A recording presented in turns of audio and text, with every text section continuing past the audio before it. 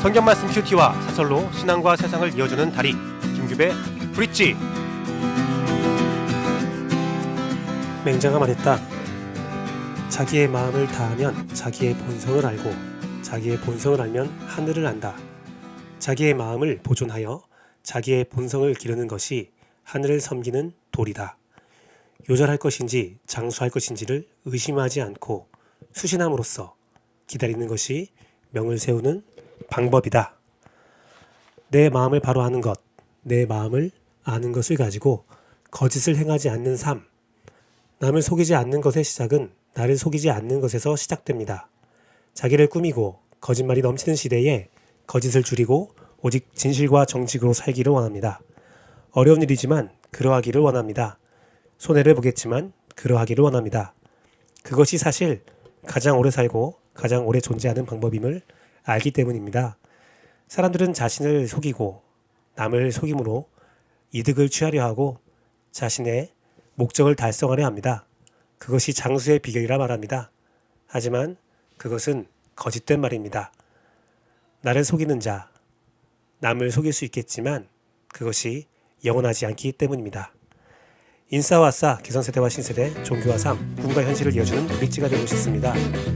정통 기독교 방송에 꿈을 꾸고 있는 반포 침례교회의 김규배 목사, 오늘의 브릿지 시작하겠습니다. 오늘 큐티한 남자의 본문은 마가복음 3장 20절에서 35절 말씀입니다. 개역개정 말씀으로 보도록 하겠습니다. 집에 들어가시니 무리가 다시 모임으로 식사할 겨를도 없는지라. 예수의 친족들이 듣고 그를 붙들러 나오니 이는 그가 미쳤다 하밀러라. 예루살렘에서 내려온 서기관들은 그가 바알세불이 집혔다 하며 또 귀신의 왕을 힘입어 귀신을 쫓아낸다 하니 예수께서 그들을 불러다가 비유로 말씀하시되 사탄이 어찌 사탄을 쫓아낼 수 있느냐. 또 만일 나라가 스스로 분쟁하면 그 나라가 설 수 없고 만일 집이 스스로 분쟁하면 그 집이 설 수 없고 만일 사탄이 자기를 거슬러 일어나 분쟁하면 설 수 없고 망하느니라. 사람이 먼저 강한 자를 결박하지 않고는 그 강한 자의 집에 들어가 세간을 강탈하지 못하리니 결박한 후에야 그 집을 강탈하리라.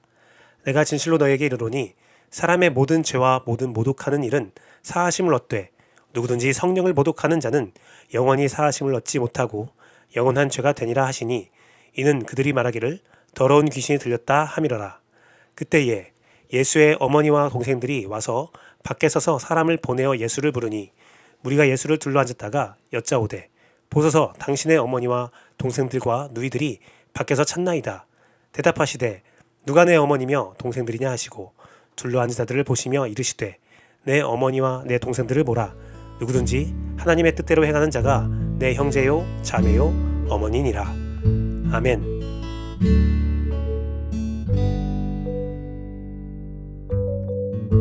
예수 그리스도는 회복의 사역을 이어가면서 강력한 방해자를 만나게 됩니다.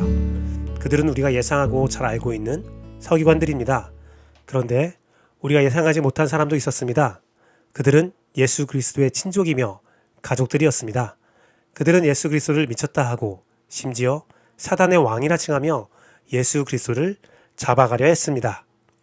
예수 그리스도의 사역을 보고도 그런 말을 한다는 것에 우리는 충격을 감출 수 없지만 예수 그리스도는 조용히 그들에게 선포하시며 세 가지 중요한 진리를 우리에게 알려주십니다. 첫 번째 진리는 예수 그리스도의 사역 정체성입니다. 본문 27절을 통해 예수 그리스도는 사탄의 장수, 사탄의 신장을 찌르러 왔음을 알 수 있습니다. 가장 강한 사람을 묶어놓고 집을 털듯 예수 그리스도는 가장 강력한 방해자 사탄을 물리치는 능력과 사역을 행하셨습니다. 두 번째 진리는 예수 그리스도의 사역은 성령님을 통한 사역임을 밝히십니다.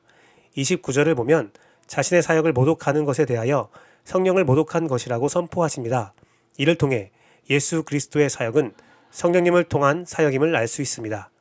이 사역을 모독하는 것은 성령님을 모독하는 것이며 이는 어떤 죄도 모두 용서하시는 예수 그리스도조차도 용서할 수 없는 중대한 범죄임을 말씀하십니다. 세 번째 진리는 예수 그리스도의 가족은 혈과 육에 따르는 것이 아니라 하나님의 뜻, 즉 하나님의 말씀을 따라 행하는 자가 예수 그리스도의 가족이 됨을 분명히 말씀하고 있습니다. 이 세 가지 진리를 하나로 생각하면 예수 그리스도는 성령님의 능력을 통해 사단을 멸하시는 분이시며 그 사역을 바라보는 우리는 그 영광을 찬양하고 그 영광에 동참하며 하나님의 말씀을 따라 살아가는 자가 되어야 합니다. 어제 살펴봤듯이 예수 그리스도가 그 악한 권세를 멸하시는 이유는 죄인된 우리를 회복시켜 성령 안에서 자유함을 누리게 하는 목적이 있습니다. 그렇다면 하나님의 뜻대로 행하는 것은 바로 성령 안에서 사탄을 물리친 예수 그리스도를 의지하여 죄와 사망의 법에서 자유하여 성령의 생명의 법으로 살아간 것을 말하는 것입니다. 우리는 예수 그리스도의 사역 안에서 완전히 새로운 피조물이라는 사실을 인지해야 합니다. 그럴 때 우리는 하나님의 영광된 삶을 살아갈 수가 있습니다.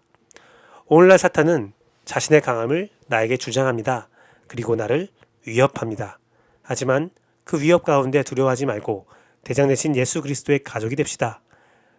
예수 그리스도는 그 사탄의 심장을 찌르고 우리를 승리의 반석 가운데 올려두십니다. 예수 그리스도의 가족이 되기 위해 말씀대로 살아가는 우리가 되길 소망합니다.